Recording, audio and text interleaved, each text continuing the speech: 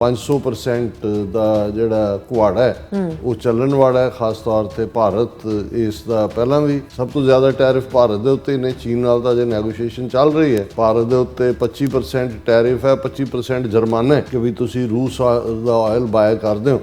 ਸੋ already ਜਿੱਥੇ 50% ਕਰ ਰਹੇ ਹੁਣ ਇਹ 50% ਜਿਹੜਾ 500% ਹੋਣ ਜਾ ਰਿਹਾ ਹੈ।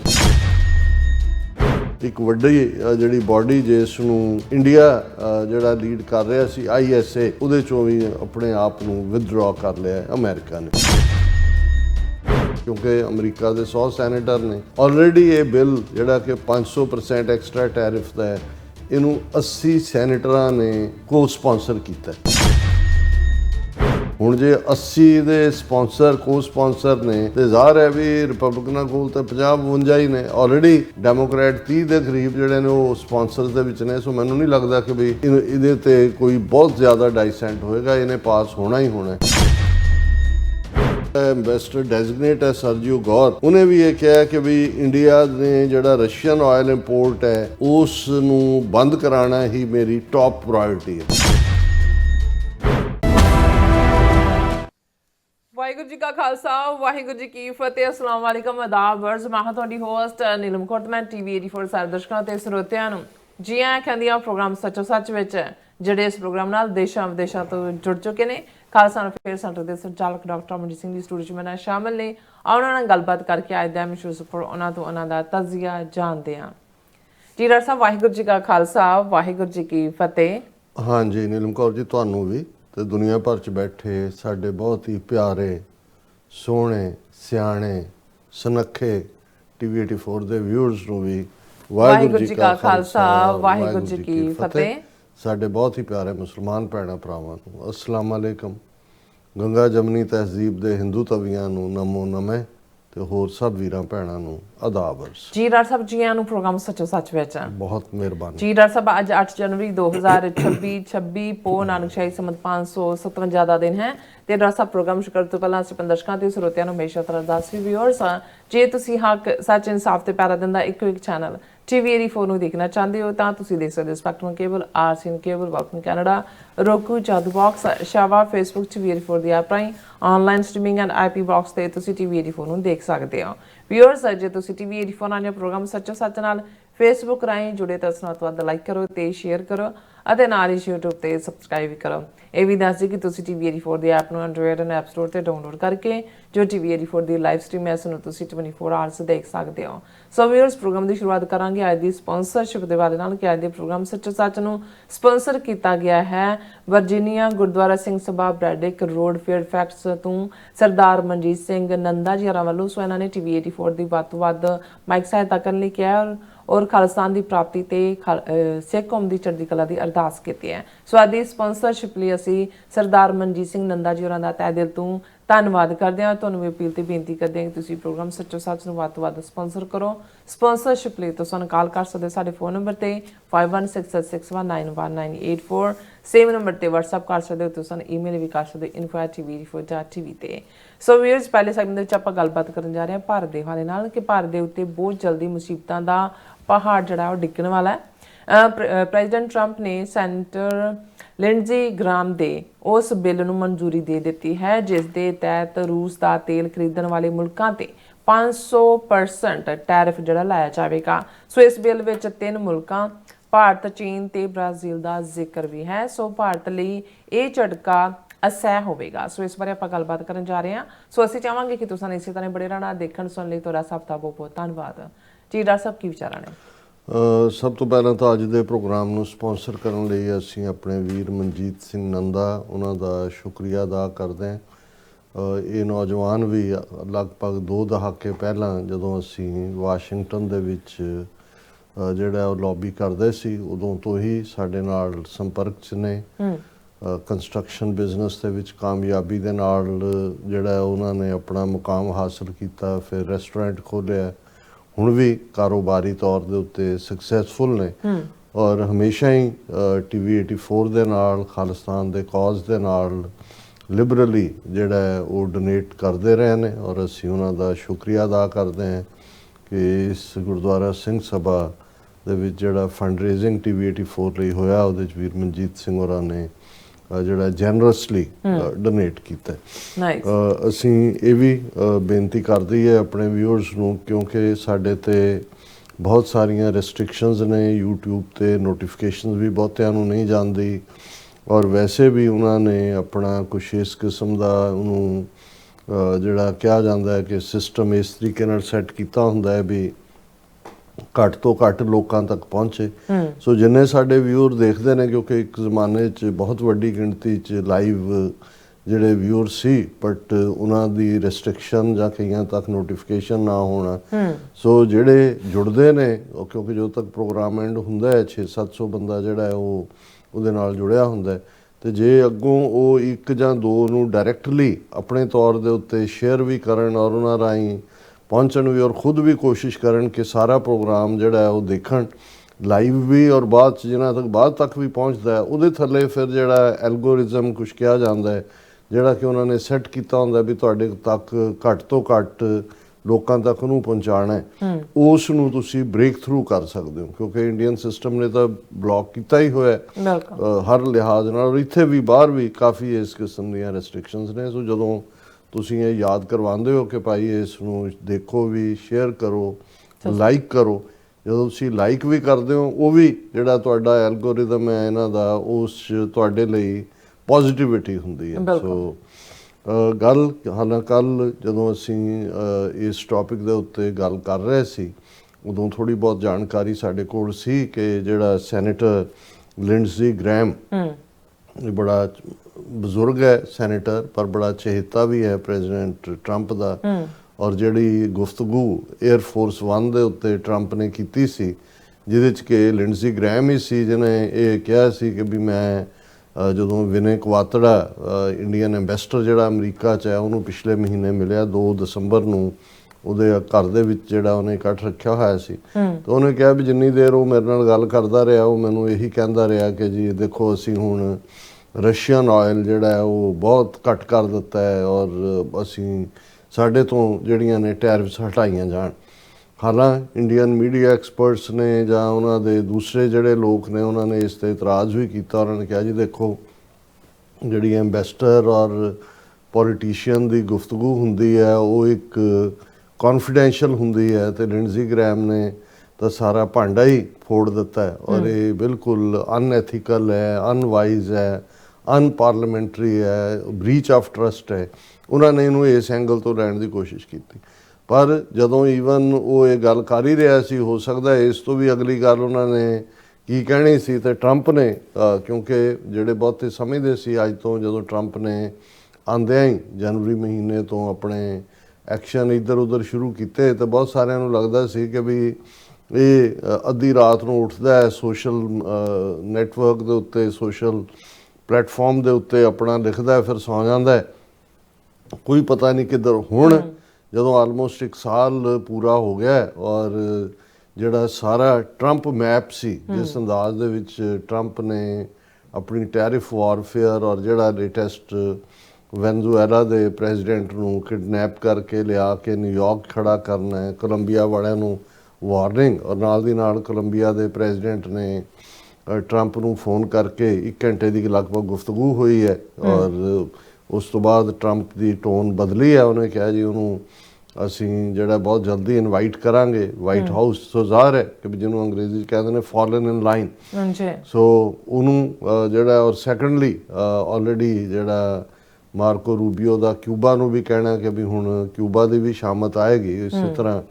ਸੋ ਕਹਿਣ ਦਾ ਮਤਲਬ ਇਹ ਹੈ ਕਿ ਵੀ ਇੱਕ ਝਟਕੇ, ਔਰ ਇਹ ਆਪਰੇਸ਼ਨ ਹਾਲਾਂਕਿ ਇਸ ਦੇ ਉੱਤੇ ਖੰਡਨ ਮੰਡਨ ਸਾਰੇ ਪਾਸੇ ਚੱਲ ਰਿਹਾ ਹੈ, ਪਰ ਇਹਦੇ 'ਚ ਕੋਈ ਸ਼ੱਕ ਨਹੀਂ ਹੈ ਕਿ ਜਿੰਨੀ ਸਵਿਫਟਲੀ ਔਰ ਜਿੰਨਾ ਘੱਟ ਬਲੱਡ ਸ਼ੈਡ ਕਰਕੇ, ਹਾਲਾਂ ਜਿਹੜੀਆਂ ਵੈਨਜ਼ੂਏਲਨ ਅਥਾਰਟੀਜ਼ ਨੇ 80 ਤੋਂ 100 ਤੱਕ ਦੀਆਂ ਡੈਥਸ ਦੀ ਗੱਲ ਕੀਤੀ ਹੈ, ਪਰ ਜਿਸ ਲੈਵਲ ਦੇ ਉੱਤੇ ਜਿੰਨੀ ਕੁ ਪ੍ਰੋਵੋਕੇਸ਼ਨ ਔਰ ਜਿਸ ਲੈਵਲ ਦੇ ਉੱਤੇ ਹੀਟ ਜਨਰੇਟ ਹੋਈ ਸੀ, ਲੇਕਿਨ 2-2.5 ਘੰਟੇ ਦੇ ਵਿੱਚ ਇਸ ਐਕਸ਼ਨ ਦੇ ਨਾਲ ਜਿਹੜਾ ਵੈਸਟਰਨ ਹੈਮੀਸਫੀਅਰ, ਜਿਹਨੂੰ ਆਲਰੇਡੀ ਆਪਣਾ ਸਫੀਅਰ ਆਫ ਇਨਫਲੂਐਂਸ ਅਮਰੀਕਾ ਕਹਿੰਦਾ ਸੀ, ਜਿਹਨੂੰ ਅਸੀਂ ਮੌਨਰੋ ਡਾਕਟਰੀਨ 1823 ਦੇ ਨਾਲ ਜੋੜ ਕੇ ਗੱਲ ਕਰਦੇ ਹਾਂ ਕਿ ਬਈ ਉਹ ਮੌਨਰੋ ਡਾਕਟਰੀਨ ਵਾਪਸ ਆ ਰਹੀ ਹੈ, ਔਰ global world as a global village the concept ਖਤਮ ਹੋ ਕੇ ਨਿਊ ਵਰਲਡ ਆਰਡਰ ਆ ਰਿਹਾ।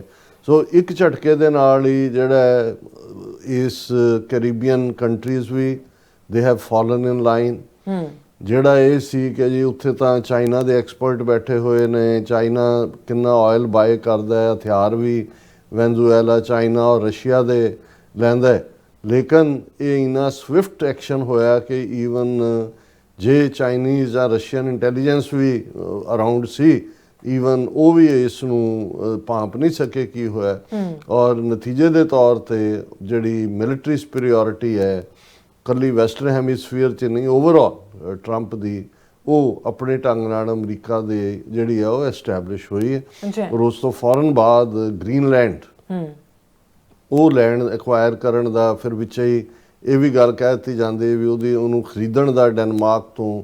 ਉਹਦੀ ਸਾਰੀ 50,000 ਪਾਪੂਲੇਸ਼ਨ ਹੈ, ਏਰੀਆ ਬਹੁਤ ਵੱਡਾ ਹੈ, ਪਰ ਇਹ ਲੱਗਦਾ ਹੈ ਕਿ ਵੀ ਪ੍ਰੈਜ਼ੀਡੈਂਟ ਟਰੰਪ ਆਪਣੇ ਉਸ ਸਟਰੀਮ 'ਚ ਵੀ। ਸੋ ਹੁਣ ਤੱਕ ਜੇ ਪ੍ਰੈਜ਼ੀਡੈਂਟ ਟਰੰਪ ਦਾ ਹੀ ਗੱਲ ਜਾਂ ਫਿਗਰ ਨੂੰ ਮੰਨੀਏ ਤਾਂ ਜਿਹੜੀ ਈਵਨ ਟੈਰਿਫ ਜਿਹੜੀ ਵਾਰਫੇਅਰ ਉਸ ਨੇ ਸ਼ੁਰੂ ਕੀਤੀ, ਉਹਦੇ ਕਹਿਣ ਮੁਤਾਬਕ $600 ਬਿਲੀਅਨ ਤੋਂ ਜ਼ਿਆਦਾ ਜਿਹੜਾ ਹੈ ਉਹ ਇਸ ਦੇ ਵਿੱਚ ਅਮਾਊਂਟ ਇਕੱਠਾ ਹੋਇਆ। ਕਿੰਨਾ ਠੀਕ ਹੈ ਕਿੰਨਾ ਨਹੀਂ ਸਾਨੂੰ ਨਹੀਂ ਪਤਾ, ਲੇਕਿਨ ਇਹਦੇ 'ਚ ਕੋਈ ਸ਼ੱਕ ਨਹੀਂ ਹੈ ਕਿ ਸਾਰੇ ਹੀ ਹੌਲੀ ਫਾਲਨ ਇਨ ਲਾਈਨ ਨੇ। ਯੂਰਪੀਅਨ ਯੂਨੀਅਨ ਨੇ ਤਾਂ ਉਹਨਾਂ ਦੇ ਨਾਲ ਹੋ ਗਿਆ ਐਗਰੀਮੈਂਟ, ਭਾਰਤ ਵਿੱਚ ਫਸਿਆ ਹੋਇਆ, ਔਰ ਬਾਕੀ ਵੀ ਕੈਨੇਡਾ ਦੇ ਨਾਲ ਵੀ ਭਾਵੇਂ ਕੁਝ ਹੋਇਆ ਕੁਝ ਨਹੀਂ ਹੋਇਆ, ਲੇਕਿਨ ਇਹਦੇ 'ਚ ਕੋਈ ਸ਼ੱਕ ਨਹੀਂ ਹੈ ਕਿ ਆਪਣੇ ਨੈਸ਼ਨਲ ਇੰਟਰਸਟ ਨੂੰ ਜਿਹੜਾ ਉਹ ਸਾਹਮਣੇ ਰੱਖਦੇ ਆ ਪ੍ਰੈਜ਼ੀਡੈਂਟ ਟਰੰਪ ਨੇ ਯੀਲਡ ਨਹੀਂ ਕੀਤਾ।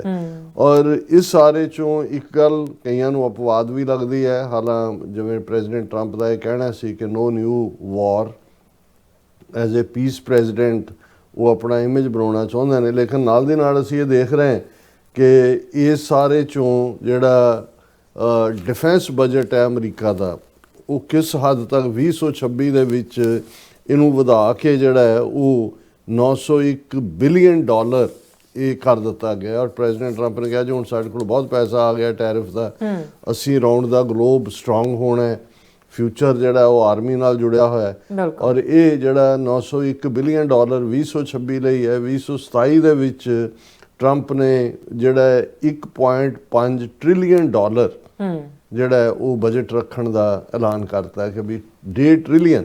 ਜਦੋਂ ਅਸੀਂ 1.5 ਟ੍ਰਿਲੀਅਨ ਕਰਦੇ ਹਾਂ ਤਾਂ ਇੰਡੀਅਨ ਇਕਨੋਮੀ ਦਾ ਅੱਧਾ ਹੈ ਇਕੱਲਾ। ਔਰ ਇਹ ਜਿੰਨੇ ਬਹੁਤ ਸਾਰੇ ਦੁਨੀਆ ਦੇ ਮੁਲਕ ਨੇ ਉਹਨਾਂ ਦੇ ਬਜਟ ਨਾਲੋਂ ਕਈ ਗੁਣਾ ਜ਼ਿਆਦਾ। ਔਰ ਇਸ ਦੇ ਉੱਤੇ ਉਹਨਾਂ ਨੇ ਕਿਹਾ ਵੀ ਕਿਉਂਕਿ ਇਹ ਵਕਤ ਜਿਹੜਾ ਹੁਣ ਬੜੇ ਡੇਂਜਰਸ ਟਾਈਮ ਹੈ ਔਰ ਅਸੀਂ ਜਿਹੜਾ ਇਸ ਬਜਟ ਨੂੰ ਇੱਥੋਂ ਤੱਕ ਲੈ ਜਾਵਾਂਗੇ।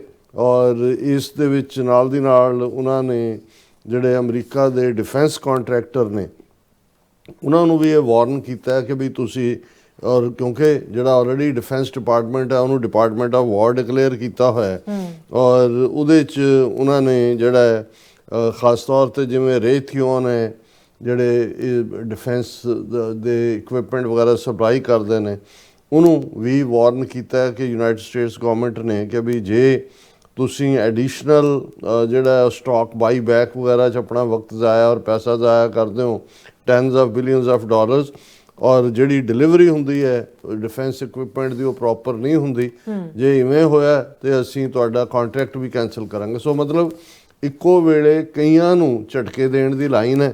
ਔਰ ਈਵਨ ਇਹ ਜਿਹੜੀਆਂ ਡਿਫੈਂਸ ਇਕਵਿਪਮੈਂਟ ਬਣਾਉਣ ਵਾਲੀਆਂ ਕੰਪਨੀਆਂ ਨੂੰ ਜਿਹੜਾ ਝਟਕਿਆਂ ਦਾ ਨਤੀਜਾ ਹੈ ਕਿ ਵਾਲ ਸਟਰੀਟ ਦੇ ਮੁਤਾਬਕ ਜਿਹੜੇ 3 ਵੱਡੀਆਂ ਇਹਨਾਂ ਦੀਆਂ ਸਪਲਾਇਰ ਕੰਪਨੀਆਂ ਨੇ ਉਹਨਾਂ ਦੇ ਸ਼ੇਅਰ ਬਹੁਤ ਬੁਰੀ ਤਰ੍ਹਾਂ ਮਾਰਕੀਟ 'ਚ ਡਿੱਗੇ ਨੇ। ਜਿਵੇਂ ਨਾਰਥਰੋਪ ਗ੍ਰਮਨ ਉਹਨਾਂ ਦਾ 5.5% ਡਿੱਗਿਆ ਸ਼ੇਅਰ। ਲੋਕਹੀਡ ਮਾਰਟਨ ਉਹਨਾਂ ਦਾ 4.8% ਸ਼ੇਅਰ ਡਿੱਗੇ ਨੇ। RTX ਕਾਰਪੋਰੇਸ਼ਨ ਤੇ ਉਹਨਾਂ ਦੀ ਜਿਹੜੀ ਪੇਰੈਂਟ ਕੰਪਨੀ ਜਿਹਨੂੰ ਵਾਰਨ ਕੀਤਾ ਰੇਥਿਓਨ, ਉਹਨਾਂ ਦੇ 2.5% ਜਿਹੜੇ ਨੇ ਸ਼ੇਅਰ ਡਿੱਗੇ ਨੇ।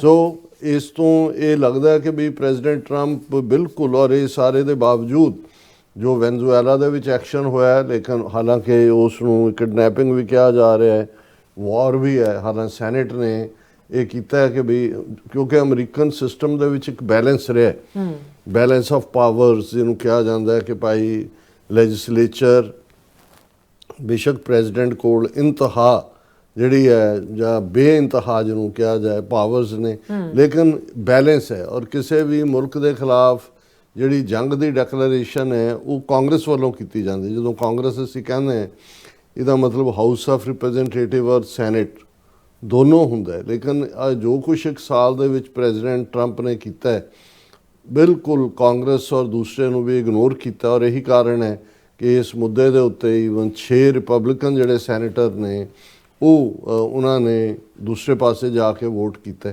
ਪਰ ਪ੍ਰੈਜ਼ੀਡੈਂਟ ਟਰੰਪ ਨੂੰ ਇਸ ਗੱਲ ਦੀ ਕੋਈ ਪਰਵਾਹ ਨਹੀਂ ਹੈ ਕਿ ਵੀ ਕੌਣ ਕੀ ਕਰ ਰਿਹਾ ਹੈ। ਔਰ ਇਸ ਵੇਲੇ ਇੱਕੋ ਹੀ ਫੋਕਸ ਦੇ ਉੱਤੇ ਹੈ ਕਿ ਵੀ ਜੀ ਮੇਕ ਅਮਰੀਕਾ ਗ੍ਰੇਟ ਅਗੇਨ ਦੇ ਥੱਲੇ ਜੋ ਚੀਜ਼ ਉਹਨਾਂ ਨੂੰ ਲੱਗਦੀ ਹੈ ਕਿ ਵੀ ਅਮਰੀਕਾ ਦੇ ਹਿੱਤ 'ਚ ਆ। ਔਰ ਇਸ ਦੇ ਨਾਲ ਇਸ ਤੋਂ ਪਹਿਲਾਂ ਕਿ ਮੈਂ ਇਸ ਟੈਰਿਫ ਬਿੱਲ ਦੀ ਗੱਲ ਕਰਾਂ ਜਿਹਦੇ ਥੱਲੇ 500% ਦਾ ਜਿਹੜਾ ਕੁਹਾੜਾ ਹੈ ਉਹ ਚੱਲਣ ਵਾਲਾ ਹੈ, ਖਾਸ ਤੌਰ ਤੇ ਭਾਰਤ ਇਸ ਦਾ ਪਹਿਲਾਂ ਵੀ ਸਭ ਤੋਂ ਜ਼ਿਆਦਾ ਟੈਰਿਫ ਭਾਰਤ ਦੇ ਉੱਤੇ ਨੇ। ਚੀਨ ਨਾਲ ਤਾਂ ਜੇ ਨੈਗੋਸ਼ੀਏਸ਼ਨ ਚੱਲ ਰਹੀ ਹੈ, ਭਾਰਤ ਦੇ ਉੱਤੇ 25% ਟੈਰਿਫ ਹੈ, 25% ਜੁਰਮਾਨਾ ਹੈ ਕਿ ਵੀ ਤੁਸੀਂ ਰੂਸ ਦਾ ਆਇਲ ਬਾਏ ਕਰਦੇ ਹੋ। ਸੋ ਆਲਰੇਡੀ ਜਿੱਥੇ 50% ਕਰ ਰਹੇ ਹੁਣ ਇਹ 50% ਜਿਹੜਾ 500% ਹੋਣ ਜਾ ਰਿਹਾ। ਦੂਸਰੇ ਪਾਸੇ ਜਿਹੜਾ ਇੱਕ ਵੱਡਾ ਝਟਕਾ ਪ੍ਰੈਜ਼ੀਡੈਂਟ ਟਰੰਪ ਨੇ ਯੂਨਾਈਟਿਡ ਨੇਸ਼ਨਸ ਔਰ ਉਸ ਨਾਲ ਐਫੀਲੀਏਟ ਔਰ ਈਵਨ ਕਲਾਈਮੇਟ ਨਾਲ ਐਫੀਲੀਏਟ ਆਰਗੇਨਾਈਜੇਸ਼ਨਸ ਨੂੰ ਦਿੱਤਾ ਹੈ। 66 ਇੰਟਰਨੈਸ਼ਨਲ ਆਰਗੇਨਾਈਜੇਸ਼ਨਸ ਤੋਂ ਅਮਰੀਕਾ ਨੇ ਆਪਣੇ ਆਪ ਨੂੰ ਵਿਦਡਰਾ ਕਰ ਲਿਆ। ਜਦੋਂ ਅਮਰੀਕਾ ਦਾ ਵਿਦਡਰਾ ਦਾ ਮਤਲਬ ਹੈ ਕਿ ਬਹੁਤ ਸਾਰੀਆਂ ਇਹ ਜਿਹੜੀਆਂ ਆਰਗੇਨਾਈਜੇਸ਼ਨਸ ਨੇ ਇਹ ਅਮਰੀਕਨ ਫੰਡਿੰਗ ਦੇ ਨਾਲ ਹੀ ਚੱਲਦੀਆਂ ਨੇ। ਔਰ ਇਹ ਮੇਨ ਖਬਰ ਹੈ ਇਹਨਾਂ ਦੀ associated press the, US to exit 66 international organizations as Trump further retreats from global cooperation। ਔਰ ਇਸ ਦੇ ਵਿੱਚ most of the targets are UN related agencies, commissions and advisory panels that focus on climate, labor and other issues that the Trump administration has categorized as catering to diversity and woke initiatives। ਇਹ woke ਅੱਜ ਕੱਲ੍ਹ ਇੱਕ derogatory word ਹੈ ਜਿਹੜੇ leftist ਜਾਂ ਦੂਸਰੇ ਕਿਸਮ ਦੇ ਜਾਂ ਜਿਹਨੂੰ ਜੈਨ ਜ਼ੀ ਕਰਕੇ ਜਾਣਿਆ ਜਾਂਦਾ ਹੈ ਉਹਨਾਂ ਨੂੰ ਵੋਕ ਕਹਿ ਕੇ ਇਹ ਹੁੰਦਾ ਜੀ ਇਹ ਫੰਡਿੰਗ ਉਧਰ ਨੂੰ ਜਾ ਰਹੀ ਹੈ। ਸੋ ਇਸੇ ਤਰ੍ਹਾਂ ਔਰ ਇਹ ਆਪਣੇ ਆਪ ਦੇ ਵਿੱਚ ਇਹ ਕਾਫੀ ਡੀਟੇਲ ਹੈ। ਔਰ ਇਹਦੇ 'ਚ ਇੱਕ ਵੱਡੀ ਜਿਹੜੀ ਬਾਡੀ ਜਿਸ ਨੂੰ ਇੰਡੀਆ ਜਿਹੜਾ ਲੀਡ ਕਰ ਰਿਹਾ ਸੀ ISA ਉਹ ਵੀ ਉਹਦੇ 'ਚੋਂ ਵੀ ਆਪਣੇ ਆਪ ਨੂੰ ਵਿਦਡਰਾ ਕਰ ਲਿਆ ਅਮਰੀਕਾ ਨੇ। ਹੁਣ ਅਸੀਂ ਗੱਲ ਕਰਦੇ ਹਾਂ ਲਿੰਡਸੀ ਗ੍ਰੈਮ ਜਿਹੜਾ ਸੀਨੀਅਰ ਸੈਨੇਟਰ। ਔਰ ਕਿਉਂਕਿ ਅਮਰੀਕਾ ਦੇ 100 ਸੈਨੇਟਰ ਨੇ ਆਲਰੇਡੀ ਇਹ ਬਿੱਲ ਜਿਹੜਾ ਕਿ 500% ਐਕਸਟਰਾ ਟੈਰਿਫ ਦਾ ਹੈ ਇਹਨੂੰ 80 ਸੈਨੇਟਰਾਂ ਨੇ ਕੋ ਸਪਾਂਸਰ ਕੀਤਾ।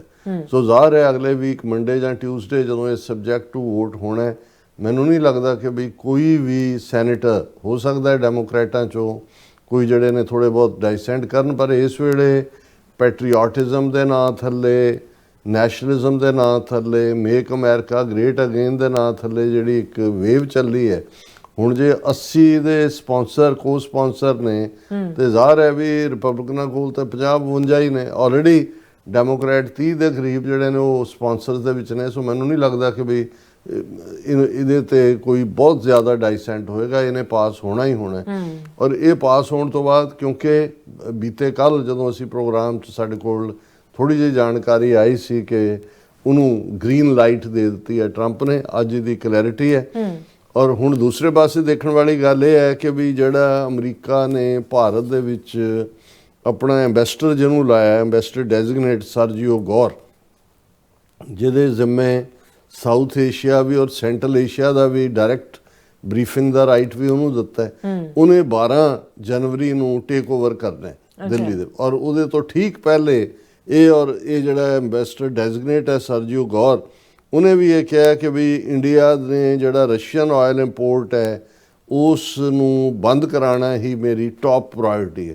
ਸੋ ਦੋਨੋਂ ਪਾਸੇ ਟਾਈਮਿੰਗ ਨਜ਼ਰ ਆ ਰਹੀ ਹੈ। ਅੱਜ ਅਸੀਂ 8 ਜਨਵਰੀ ਨੂੰ ਗੱਲ ਕਰ ਰਹੇ ਹਾਂ ਤੇ ਇੱਧਰ ਜਦੋਂ US ਸੈਨੇਟ ਔਰ ਕਾਂਗਰਸ ਇਹ ਬਿੱਲ ਪਾਸ ਕਰੇਗੀ ਔਰ ਜ਼ਾਹਰ ਹੈ ਟਰੰਪ ਦੀ ਗ੍ਰੀਨ ਲਾਈਟ ਦਾ ਮਤਲਬ ਹੈ ਕਿ ਉਹਨੇ ਸਾਈਨ ਕਰਕੇ ਉਹ ਸਟਿਕ ਟਰੰਪ ਦੇ ਹੱਥ 'ਚ ਆ ਜਾਏਗੀ, ਜਿਹੜੀ ਕਿ ਉਸ ਨੇ ਜਦੋਂ 에ਅਰਫੋਰਸ 1 ਦੇ ਵਿੱਚ ਸੈਨੇਟਰ ਲਿੰਡਸੀ ਗ੍ਰੈਮ ਨੂੰ ਇੰਟਰਪਟ ਕਰਕੇ ਵੀ ਇਹ ਕਿਹਾ ਮੋਡੀ ਮਾਈ ਫਰੈਂਡ ਉਹ ਆਇਆ। ਔਰ ਬਾਅਦ 'ਚ ਉਹਨੇ ਈਵਨ ਕੈਨੇਡੀ ਸੈਂਟਰ 'ਚ ਜਿਹੜੇ GOP ਉਹਨਾਂ ਦੇ ਉਹਦੇ 'ਚ ਵੀ ਕਿਹਾ ਕਿ ਜੀ ਮੋਦੀ ਨੇ ਆ ਕੇ ਜਿਹੜਾ ਗੇਟ ਕਰੈਸ਼ ਹੀ ਕੀਤਾ ਹੈ, ਜਿਸ ਨੂੰ ਤੁਸੀਂ ਗੇਟ ਕਰੈਸ਼ ਕੇ ਵੀ ਉਹਨੇ ਕਿਹਾ ਜਿਵੇਂ ਮੈਂ ਤਾਂ ਉਹਨੂੰ ਪੂਰੇ ਉਹਦੀ ਜਿਹੜੀ ਹੈ ਮਿਮਿਕਰੀ ਕੀਤੀ। ਹੁਣ ਇਸ ਖਬਰ ਦੇ ਮੁਤਾਬਕ ਵੀ ਇਸ ਵੇਲੇ ਜਦੋਂ ਕਿ 500% ਟੈਰਿਫ ਵਾਲਾ ਬਿੱਲ ਵੀ ਆ ਰਿਹਾ ਹੈ ਔਰ president Trump withdraws from India led ISA, ਔਰ ਇਹ ਖਬਰ ਸਾਰੇ ਇਸ ਵੇਲੇ ਇੰਟਰਨੈਸ਼ਨਲ ਮੀਡੀਆ ਦੇ ਵਿੱਚ ਡਿਸਕਸ਼ਨ ਦੇ ਵਿੱਚ ਹੈ ਕਿ ਵੀ ਇਹ ਜਿਹੜੀ ਇੰਟਰਨੈਸ਼ਨਲ ਸੋਲਰ ਅਲਾਇੰਸ ਜਿਹਨੂੰ ਇੰਡੀਆ ਲੀਡ ਕਰਦਾ ਸੀ, ISA US ਦੀ ਬਾਡੀ ਹੈ, ਉਹਦੇ ਚੋਂ ਵੀ ਆਪਣੇ ਆਪ ਨੂੰ ਅਮਰੀਕਾ ਨੇ ਵਿਦਡਰਾ ਕਰ ਲਿਆ। ਔਰ ਮਿਸਟਰ ਸਰਜੀਓ ਗੌਰ ਨੇ ਤਾਂ ਬਿਲਕੁਲ ਇਹ ਕਿਹਾ ਕਿ ਵੀ ਮੇਰੀ ਜਿਹੜਾ ਹੈ ਉਹ ਸਪੈਸ਼ਲ ਇਹ ਪ੍ਰਾਇੋਰਟੀ ਇਹ ਹੈ ਕਿ ਵੀ ਇੰਡੀਆ ਨੂੰ ਰਸ਼ੀਅਨ ਆਇਲ ਲੈਣ ਤੋਂ ਰੋਕਣਾ। ਔਰ ਇਹ ਮਿਸਟਰ ਸਰਜੀਓ ਗੌਰ ਸਪੈਸ਼ਲ ਇਨਵਾਏ ਨੇ ਸਾਊਥ ਤੇ ਸੈਂਟਰਲ ਏਸ਼ੀਆ ਦੇ ਵਿੱਚ ਵੀ। ਔਰ ਇਕੱਲਾ ਇਹੀ ਨਹੀਂ, ਜਦੋਂ ਇਹ ਸਾਰਾ ਚੱਲ ਰਿਹਾ ਹੈ ਇੱਕ ਪਾਸੇ ਐਸ ਜੈਸ਼ੰਕਰ ਜਾਂ ਮੋਦੀ ਜਾਂ ਦੂਜੇ ਤੀਜੇ ਨੇ ਪਿੱਛੇ ਪੁਤਿਨ ਨੂੰ ਸੱਦ ਕੇ, ਜਿਵੇਂ ਮੋਦੀ ਨੇ ਪੂਰੀ ਉਹ ਪੋਪ ਲੀਲਾ ਜਿਹੀ ਕੀਤੀ ਕਿ ਜੀ ਉਹਦੀ ਗੱਡੀ 'ਚ ਬਹਿ ਗਿਆ, ਜਿਵੇਂ ਪੁਤਿਨ ਉਹਨੂੰ ਉਹਦੇ 'ਚ ਬੀਜਿੰਗ ਦੇ ਵਿੱਚ ਆਪਣੀ ਗੱਡੀ 'ਚ ਬਿਠਾ ਕੇ ਲੈ ਗਿਆ। ਹੁਣ ਇਹ ਜਦੋਂ ਇੰਡੀਆ ਦੀ ਕਿ ਵੀ ਇੰਡੀਆ ਨੇ ਆਲਰੇਡੀ ਸਰੈਂਡਰ ਕਰਤਾ ਅਮਰੀਕਾ ਸਾਹਮਣੇ, ਘੱਟ ਆਇਲ ਬਾਏ ਕਰ ਰਿਹਾ ਹੈ, ਅਮਰੀਕਾ ਦਾ ਐਂਬੈਸਡਰ ਕਹਿ ਰਿਹਾ ਹੈ ਉਹ ਸੈਨੇਟਰ ਨੂੰ। ਔਰ ਇਹੀ ਹੁਣ ਐਸ ਜੈਸ਼ੰਕਰ ਯੂਰਪ 'ਚ ਬੈਠਾ ਹੈ, ਉਹਨਾਂ ਨੂੰ ਇਹ ਲੱਗਦਾ ਵੀ ਅਮਰੀਕਾ ਦੇ ਹੱਥੋਂ ਗਿਆ, ਯੂਰਪੀਅਨ ਯੂਨੀਅਨ ਦੇ ਨਾਲ ਡੀਲ ਜਿਹੜੀ ਹੈ ਉਹ ਸਾਈਨ ਹੋਈ ਹੈ ਔਰ ਫਰਦਰ। ਔਰ ਉੱਥੇ ਜੁਆਇੰਟ ਪ੍ਰੈਸ ਕਾਨਫਰੰਸ ਸੀ ਪੈਰਿਸ ਦੇ ਵਿੱਚ, ਜਿਹਦੇ ਵਿੱਚ ਪੋਲੈਂਡ ਦਾ ਫੋਰਨ ਮਿਨਿਸਟਰ ਰੈਡਸਲੋ ਸਿਕੋਰਸਕੀ ਵੀ ਸੀ। ਔਰ ਉਹਨੇ ਰੈਡਸਲੋ ਸਿਕੋਰਸਕੀ ਨੇ ਕਿਹਾ ਕਿ ਵੀ he expressed satisfaction that India has reduced its oil imports from Russia during a joint press appearance with External Affairs Minister S. Jaishankar and Foreign Ministers of France and Germany. इस press conference च France, Germany और Poland दे foreign minister सी और उहदे च उन्हें Russian foreign minister ने कहा relations between European Union and strategic partners such as India are very important to us and I express my satisfaction regarding the reduction of import of Russian oil to India because this is financing the war machine of Russian President Putin. Mr. Sikorsky in remarks, Mr. Jaishankar, who spoke directly after him, did not contradict. ਹੁਣ ਮਤਲਬ ਇਹ ਹੈ ਕਿਉਂਕਿ ਜਿਹੜੀਆਂ 500% tariff ਵਾਲਾ ਇੱਥੇ bill ਆ ਰਿਹਾ ਹੈ, ਯੂਰਪੀਅਨ ਯੂਨੀਅਨ ਦੀ ਤਲਵਾਰ ਵੀ ਤਾਂ ਇੰਡੀਆ ਦੇ ਸਿਰ ਤੇ ਲਟਕ ਰਹੀ ਹੈ ਕਿ ਵੀ ਤੁਸੀਂ ਫਿਊਲ ਕਰ ਰਹੇ ਹੋ ਪੁਤਿਨ ਦੀ ਵਾਰ ਮਸ਼ੀਨਰੀ ਨੂੰ। ਔਰ ਉੱਥੇ ਜਿਹੜਾ ਅਦਰਵਾਈਜ਼ ਅਜੇ ਇੱਕ ਦਿਨ ਪਹਿਲਾਂ ਲਗਜ਼ਮਬਰਗ ਦੇ ਵਿੱਚ ਐਸ ਜੈਸ਼ੰਕਰ ਕਹਿ ਰਿਹਾ ਸੀ ਵੈਸਟ ਵਾਲੇ ਸਾਨੂੰ ਜਿਹੜੇ ਨੇ ਉਹ ਖੁਦ ਹਿਪੋਕਰੇਟ ਨੇ ਔਰ ਸਾਨੂੰ ਸਲਾਹਾਂ ਦੇ ਰਹੇ ਨੇ, ਦੇਖੋ ਖੁਦ ਇੰਨੀ ਗੈਸ ਉੱਥੋਂ ਮੰਗਵਾਉਂਦੇ ਨੇ ਔਰ ਇੰਨਾ ਜਿਹੜਾ ਉਹਨਾਂ ਨੂੰ ਉਹਨਾਂ ਨਾਲ ਬਿਜ਼ਨਸ ਡੀਲ ਕਰ ਰਹੇ ਨੇ ਗੈਸ ਦੇ ਮਾਮਲੇ। ਪਰ ਇੱਥੇ ਤਿੰਨੋਂ ਹੀ ਮੁਲਕਾਂ ਦੇ ਫੋਰਨ ਮਿਨਿਸਟਰ ਨੇ ਔਰ ਪੋਲੈਂਡ ਵਾਲਾ ਕਹਿ ਰਿਹਾ ਵੀ ਬਹੁਤ ਚੰਗਾ ਹੈ ਤੁਸੀਂ ਕੀਤਾ ਔਰ ਉੱਥੇ ਇਹਦੇ ਜੰਮੂ 'ਚੋਂ ਆਵਾਜ਼ ਨਹੀਂ ਨਿਕਲਦੀ। ਸੋ ਅਸੀਂ ਸਮਝਦੇ ਹਾਂ ਕਿ ਵੀ ਇਹ ਇਨ ਦਾ ਐਂਡ ਆਫ ਦਾ ਡੇ ਭਾਰਤ ਜਿੰਨਾ ਮਰਜ਼ੀ ਦਮਗਜ਼ੇ ਮਾਰੇ, ਆਲਰੇਡੀ ਫਿਗਰਸ ਆਉਣੀਆਂ ਸ਼ੁਰੂ ਹੋ ਗਈਆਂ ਨੇ ਕਿ ਭਾਈ ਉਹਨਾਂ ਦੀ ਕਿੰਨੀ ਜਿਹੜੀ ਹੈ ਉਹ ਐਕਸਪੋਰਟ ਘਟ ਗਈ ਹੈ, ਕਿੰਨੀ ਇੰਪੋਰਟ ਵਧੀ ਹੈ, ਕਿੰਨੇ ਬਿਲੀਅਨ ਡਾਲਰ ਰਿਜ਼ਰਵ ਬੈਂਕ ਨੂੰ ਹੁਣ ਇਹ ਹੈ ਕਿ ਰੁਪਈਆ ਜਿਹੜਾ ਡਾਲਰ ਦੇ ਮੁਕਾਬਲੇ 90 ਦੇ ਉੱਤੇ ਹੀ ਅੜਿਆ ਰਿਹਾ, 90 ਤੋਂ ਵੀ ਅੱਗੇ ਨਾ ਜਾਏ, ਉਹਨੂੰ ਰੋਕਣ ਦੇ ਲਈ ਐਕਸਟਰਾ ਮਨੀ ਪਾ ਰਹੇ ਨੇ। ਪਰ ਅਲਟੀਮੇਟਲੀ ਉਹਨਾਂ ਦੀ ਔਰਨਾਮੈਂਟ ਇੰਡਸਟਰੀ ਹੋਏ, ਉਹਨਾਂ ਦੇ ਹੋਰ ਜਿਹੜੀਆਂ ਐਕਸਪੋਰਟ ਨਾਲ ਰਿਲੇਟਡ ਨੇ, ਅਜੇ ਤਾਂ ਐਗਰੀਕਲਚਰ ਦੇ ਮਾਮਲੇ 'ਚ ਕੀ ਹੋਣਾ ਹੈ, ਇਹ ਸਾਰਾ ਪਾਰਟ ਹੈ। ਸੋ ਕੁੱਲ ਮਿਲਾ ਕੇ ਇਹ ਜਿਹਨੂੰ ਭਾਰਤ ਵਾਲੇ ਸਮਝਦੇ ਸੀ ਕਿ ਭਾਈ ਅਸੀਂ ਬਹੁਤ ਸਮਾਰਟ, ਔਰ ਸਭ ਤੋਂ ਪਹਿਲਾਂ ਜਿਹੜੀ ਟ੍ਰੇਡ ਡੀਲ ਅਮਰੀਕਾ ਦੇ ਨਾਲ ਨੈਗੋਸ਼ੀਏਟ ਸ਼ੁਰੂ ਕੀਤੀ ਉਹ ਇੰਡੀਆ ਨੇ ਕੀਤੀ ਫਰਵਰੀ ਦੇ ਮਹੀਨੇ।